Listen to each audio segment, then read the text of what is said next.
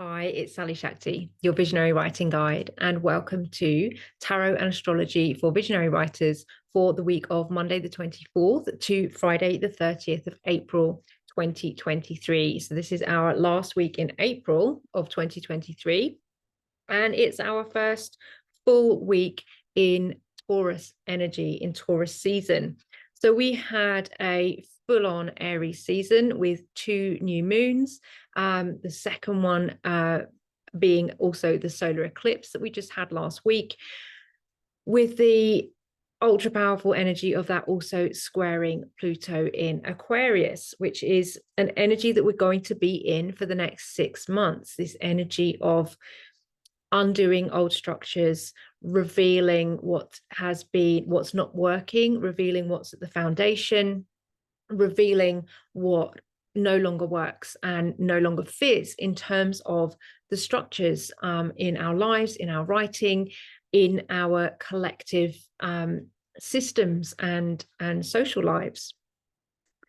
That energy is going to be feeling strong and personal for us, with the moon's nodes, the eclipse points, squaring that energy of Pluto in Aquarius, which is the first time that we have experienced Pluto in Aquarius in our lifetimes. This is new energy coming in with all of the brand new light frequencies and light codes that we're getting from this reactivated sun, especially since the eclipse, the new moon eclipse, where the new moon eclipse happening in the last degree of Aries last week, where both the sun and the moon were reborn in that powerful energy of initiation, and in this powerful energy of squaring with Pluto in Aquarius.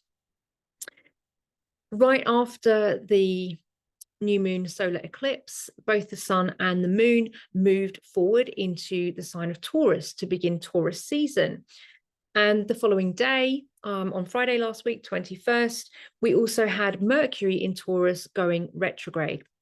So I've been putting in some of my posts on social media recently about Mercury being a great time for revising, editing, redrafting.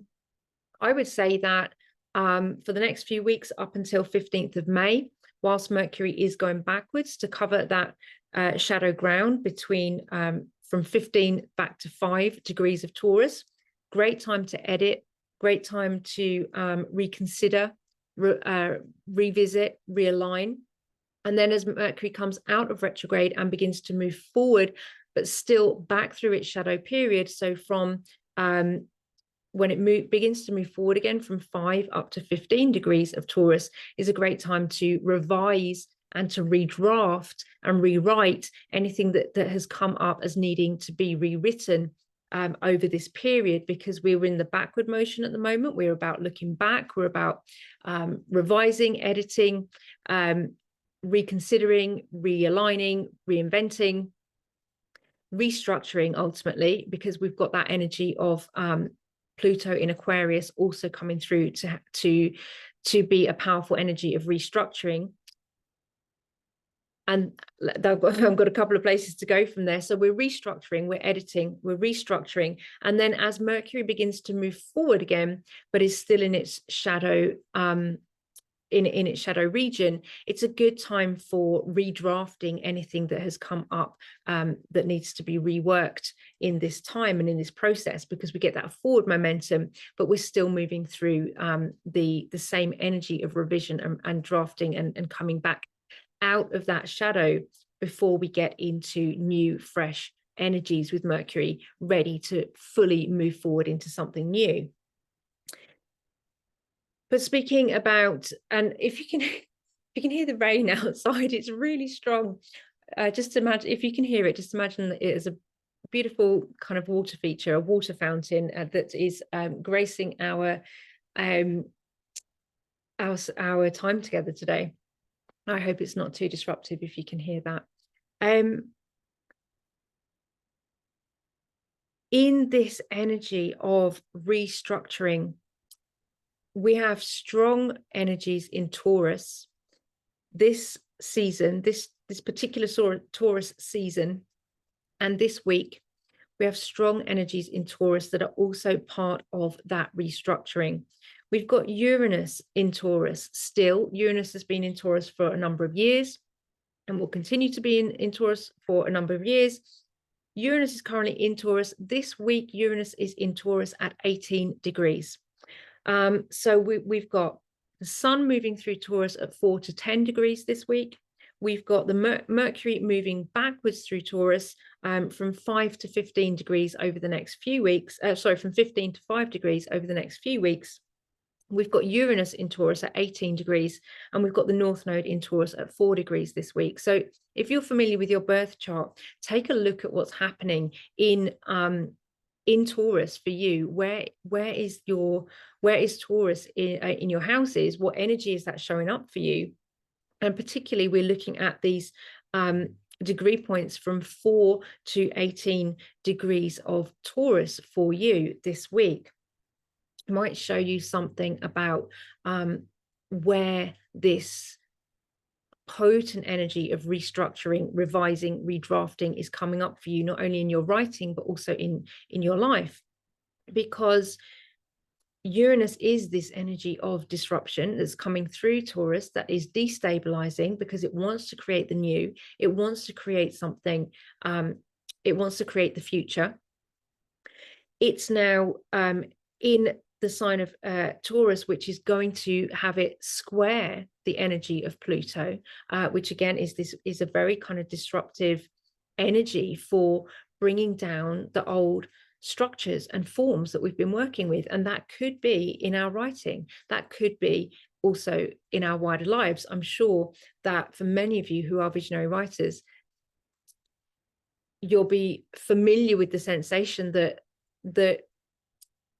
for me anyway, my writing moves through my body, it moves through my life, and what's happening in my writing is also echoing and mirroring and reflecting in my wider life as well. And what I'm bringing through when I am working with, again, this strong energy of Saturn in Pisces that we're working through for the next 3 years, when I'm working to channel new forms and channel new energies, light codes, and bring them into form through my writing, I'm also restructuring my body. I'm restructuring my life. I'm restructuring my cellular DNA.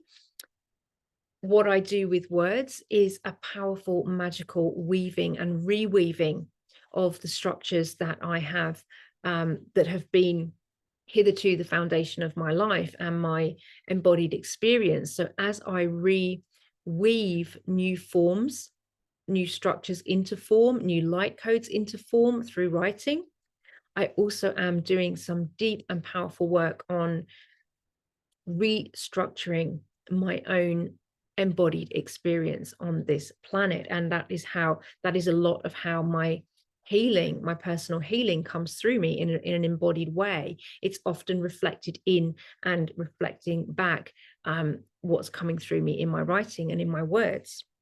So we've got this really powerful energy of restructuring that is an ongoing energy. We've got Pluto coming into Aquarius now. We've got Uranus still in Taurus, and Taurus, I feel, is being strongly activated whilst the sun is moving through the sign of Taurus. Whilst we're in Taurus season, we have this strong activation of these Taurus energies. So we have the sun in Taurus illuminating what has been fixed in terms of our understanding, our self-understanding, our self-belief, our relationship with resources, how we create, what we create with, how we utilize our resources to create, whether we store or hoard our resources, or whether we activate them to support our ongoing creativity, is a big question that's coming up for me around this Uranus energy. Personally, for me as well, Uranus right now is conjunct my natal Chiron, which is stirring up a lot of that deep level wounding, that deep core wounding around, for me, home, stability, base, what I have, what I feel resourced by, and how resourced I feel to create through my work in the world. This all of this Taurus energy up to 18 degrees is all still part of my 10th house, which I was speaking about last week. My 10th house goes right through from 8 degrees of Aries to 18 degrees of Taurus. There's a big energy there for me that is really strongly present and being activated and transformed over these two seasons, these Aries and Taurus seasons. We also have we've got another eclipse coming up. We've got the next week, we've got the Scorpio full moon eclipse, which will be happening on the day of astrological Beltane. The sun will be at 15 degrees of Taurus.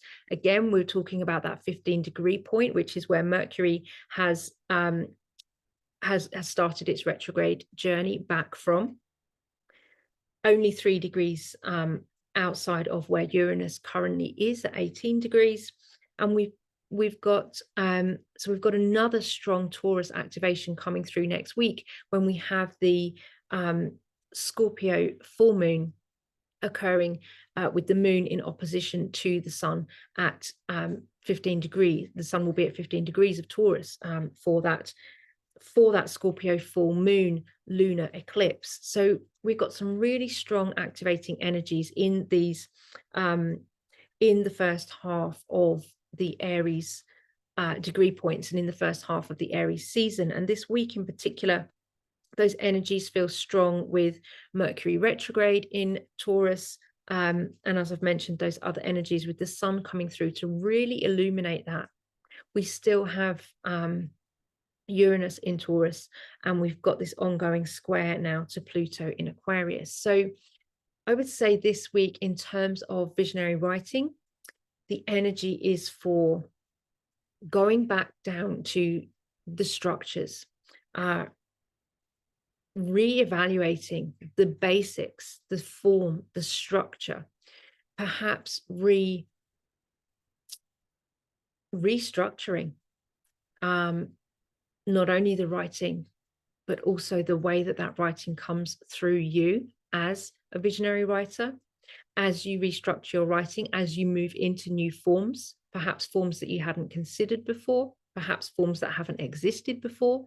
As you channel and bring down new forms through your writing, you are recreating structures in the material world through your words, and also through your body, and through your light being, through your energy. At least that's how I interpret it and experience it. You may experience something similar or not. That's how I experience it, and that feels like it's a strong activating energy in these Taurus energies this week.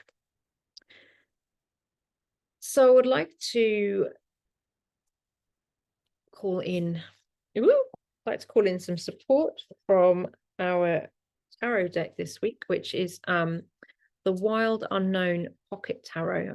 I got the small version of this, a really sweet pocket version with which is easy to carry around in my bag, and it's got beautiful artwork. So let's see what's coming through for us this week for our support, for guidance, for our healing and integration.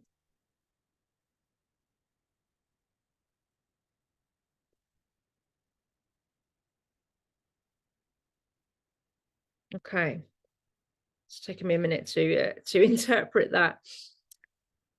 It's the 9 of Swords, and it came out reversed. We have the 9 of Swords reversed. So 9 of Swords typically is inviting us to check in with and become aware of the narratives that we have held, I would say, in our bodies and in our consciousness, in our belief system, the narratives that have shaped us.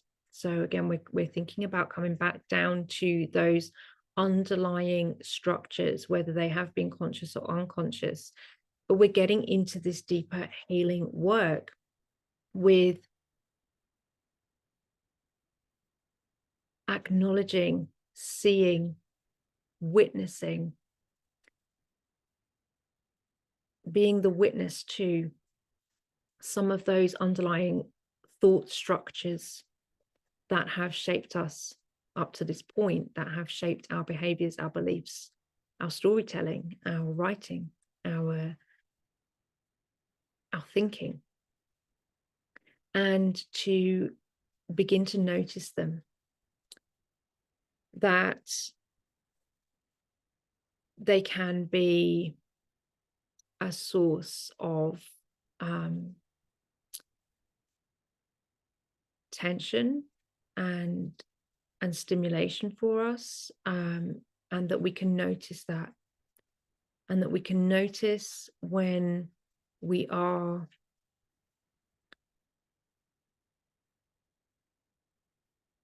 being pulled into one of those underlying beliefs or stories that we've carried, consciously or unconsciously, that have structured our thinking and our ways of being.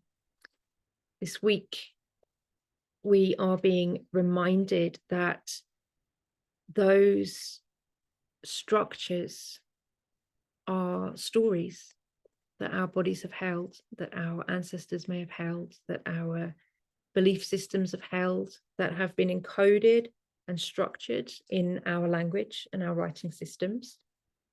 And that through the astrology, those stories and those structures are beginning to deconstruct, decompose. And yet our work as visionary writers and creatives is to be part of that process. It's to participate in that process of undoing those unhelpful structures that we have carried in our bodies and that we have continued to enact through our behaviors and through our writing and through our words and our language. We all have participated in creating the world as it has been through the language and the beliefs and the structures that we have inherited and perpetuated. The astrology is telling us that it's time to undo and let go and restructure those stories, those beliefs, those inheritances.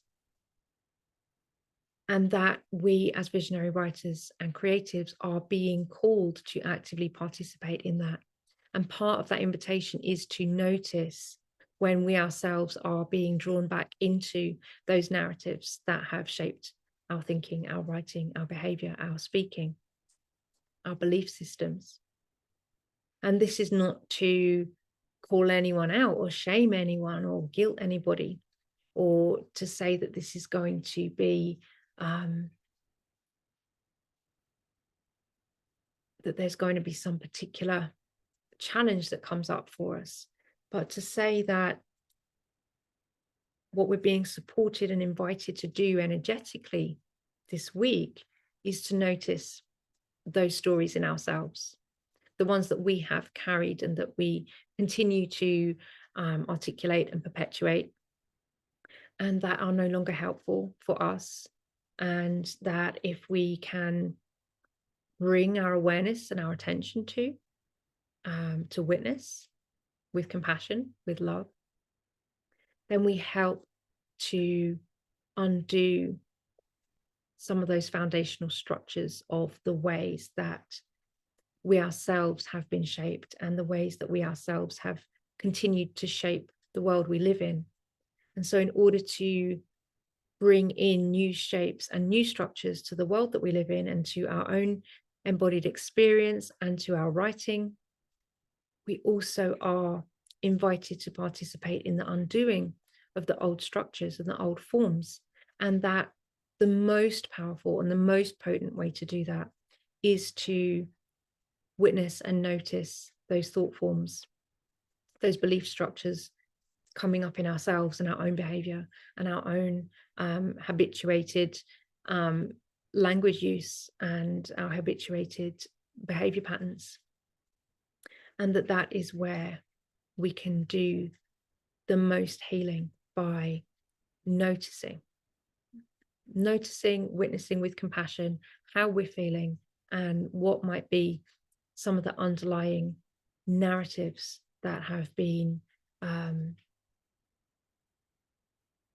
that we have been carrying, and that in our thoughts, our beliefs, our behaviors, our journaling, our writing practice, we can begin to undo some of those old structures in ourselves, and therefore participate in creating new forms and structures through our embodied experience, through our behaviors, and through our writing. And that each step we take on that path is a step towards healing, integration, evolution, transformation. And that none of us is here to do that alone. We don't carry the full responsibility for that. And we're only ever being invited to witness with compassion what is true for us in any given moment, so that we can desensitize ourselves to those belief systems and those structures, and we can illuminate those belief structures in ourselves, so that we can see what they have been, how they have shaped us, and that gives the opportunity for us to lovingly heal, integrate, and release them. And I want to speak about my book choice this week. It's a brand new book to me, so there's no way I'm going to be able to do this justice, but I really, really want to begin a conversation about this and to bring it in. This is called Her Bone Bundle by Carolyn Hillyer. Carolyn lives and works on Dartmoor in the southwest of England, which is a place that I feel very, very drawn to. It's a place that I would like to come to settle myself. I feel very drawn to the landscape and the energy there. And Carolyn, I'm so grateful to Carolyn for the work that she's done in this book. So Her Bone Bundle is a book, and it's also a CD and a set of songs that Carolyn has. In fact, I'll read you what it says on the front. It says, being a lyrical exploration into the mythic spirit of the 4,000-year-old Proto-Celtic ancestral mother tongue, and her imaginative reawakening for song, ceremony, and celebration of the wild earth. Now, in this book, Carolyn has brought together the ancestral, the foundational words of an ancestral language. And I'll read you a little bit from the introduction in a moment to articulate how she's done that. But what I find interesting about this, in terms of what our energies are inviting us into this week, is that by doing this work, Carolyn is helping to shed light on more ancient structures, more ancient forms of language that have different resonances, different encoding, different belief systems than we have been used to having in today's world.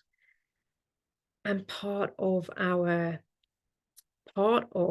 the ongoing work that Carolyn has taken on is to reawaken these bone words, to begin to create new structures of language from those ancient original mother words and the mother language that she identifies, which I feel is very resonant with the invitation that we're receiving energetically this week. And we don't all have to go out and dig up ancestral bone words, although I was visiting the Ashmolean Museum in Oxford today and found, some of those early original cuneiform scripts, and really was interested in what a long history language and magic have. There's a bowl that's inscribed with healing words, and there's a potsherd that is inscribed with an invocation against scorpions. So language and magic have a real ancient history, and some of the words in this, what essentially is a Proto-Celtic to English dictionary, some of the words, word collections that Carolyn Hillyer gathers here are words for sacred ceremony, and music and myth, and this goes way back. So just from the introduction, how Carolyn describes her project. Awakening the Bones. This is a book of bone words, gathered from an ancient mother tongue that was spoken by our Bronze Age ancestors across the islands of what is now Britain and throughout a wide area of what is now Europe, but which is no longer a living language. This is an ancestral bone language because it has been found hidden deep within the body of living languages. It has been remembered and rekindled. This is a mother tongue because a tribe of other languages was born from it. And because these words were used by our ancient women to communicate with clan, with land, with nature, and with spirit. It is also, of course, a daughter language, since it too was born from far older tongues. I wanted to weave the cloth of this language anew, to find a way of pinning it into the experiences and changing realities of our own time. Within that cloth, I sought to represent the untamed song voice of ancient Dartmoor, where I have lived and worked for so long. Through a language that is infused with stone and fire and rivers, with spirit house and bone bundle, with wolf and old women and the wounds of winter. So this is a dreamer's endeavor, born from the spirit of the language and the deep ancestral resonances that are voiced within it.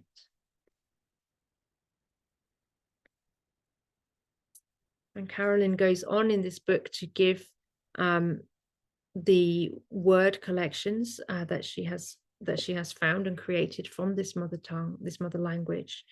And as I said, also has written her own lyrics and recorded the songs to create the sounds of this language as well. So if you feel moved to and you're able to get a copy of that, I really recommend it. It's a book that I would love to be spending much more time with, and I'm so, as I said, so grateful to Carolyn for actually undertaking that project. It's such a powerful piece of work in these times, especially when we're talking about this week restructuring the underlying language that it has been hitherto foundational to not only our writing, our speaking, our thinking, and our thought systems and belief systems and our behaviours. So language goes deep. She calls these bone words. What are the words that we have carried in our bones, and what are the languages that we are here to rekindle in our bones, our cells, our structures? So that's my invitation for you this week. And as ever, I always look forward to hearing from you and to hearing about your experiences with the weekly energies and the weekly invitations, how you're applying that to your writing or how it's showing up for you in your life. And you can always find me and connect with me on Facebook and Instagram at Writing Thriving. So I look forward to seeing you again next time. Thank you for being here. Sending you so much love.